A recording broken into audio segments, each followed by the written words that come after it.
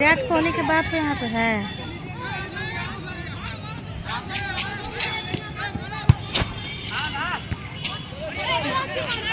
गिरना मत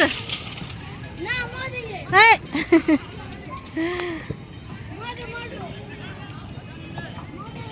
सरकार ने बहुत सारी व्यवस्था कर रखी है यहाँ पे। माननीय श्री नरेंद्र मोदी जी हर प्रयास किया है यहाँ पे। हाँ, गिर जाएगा, फोड़ और लेना, मुँह हाथ फोड़ लो। चलो वो हेलमेट ला, हेलमेट। अरे उल्टा क्या चढ़ रहा है हो?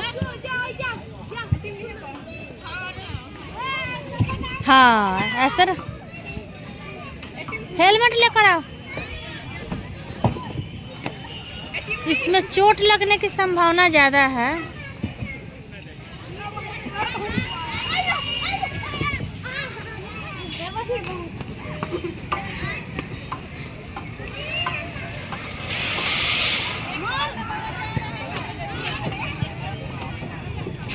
बहुत अच्छी व्यवस्था है यहाँ पे।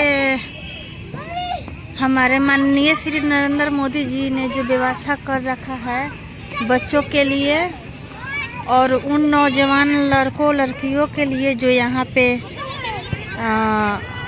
बहुत ही अच्छा प्रयास करते हैं अपने वर्दी के लिए।